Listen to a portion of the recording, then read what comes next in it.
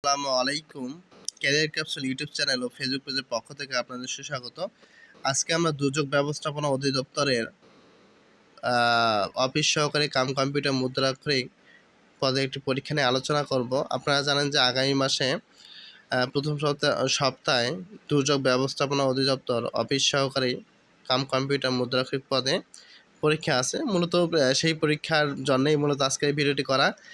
আমরা আজকে বেশ কয়েকটা ভিডিও করব দুর্যোগ ব্যবস্থাপনা অধিদপ্তরের প্রশ্ন প্যাটার্ন নিয়ে এবং প্রশ্ন নিয়ে আলোচনা করব।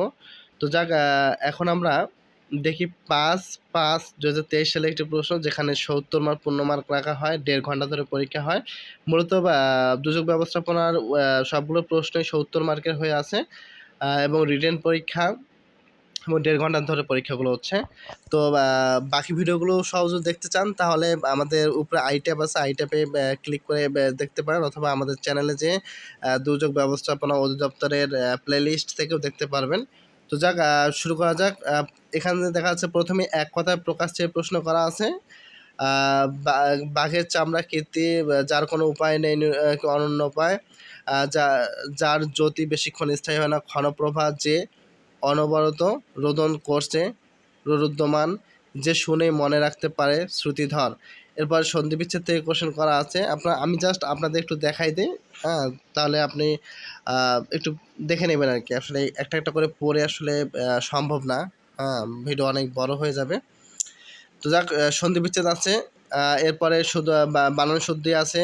এরপরে ৪ নম্বরে আমরা দেখতে পাচ্ছি ইংলিশ টু বাংলা আসছে এখানে, হ্যাঁ, English to Bangla.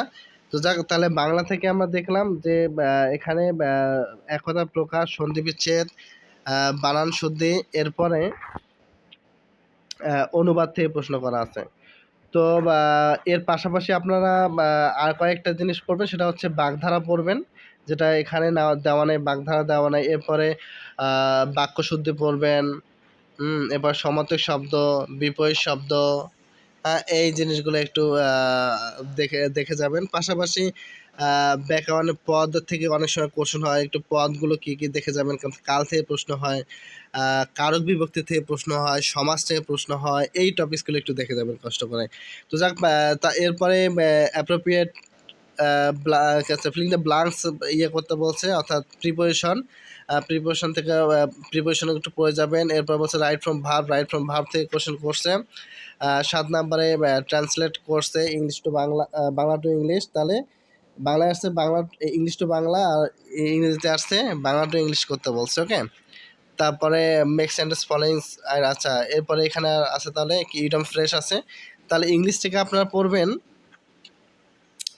Parts of speech থেকে কোশ্চেন হতে পারে। পার্টস অফ স্পিচ পড়বেন, অ্যাপ্রোপ্রিয়েট প্রিপোজিশন পড়বেন, এরপরে right form of verb, changing sentence অর্থাৎ ট্রান্সফরমেশন অফ সেন্টেন্স, তারপরে বাংলা টু ইংলিশ, এরপরে ইডম ফ্রেশ, এই কয়েকটা টপিকস পড়লেই হবে।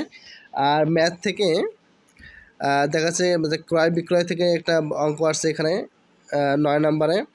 এরপরে ১০ নম্বরে আছে একটি কাজ মনে, আচ্ছা, কাজের অঙ্ক আছে, ওই কিংডমের কাজের অঙ্ক, খুবই সহজ, একটু দেখে নেবেন। এরপরে যদি দেখাই বীজগণিতিক রাশিমালা থেকে ৫১ নম্বর বীজগণিতিক রাশিমালা থেকে একটি প্রশ্ন করছে।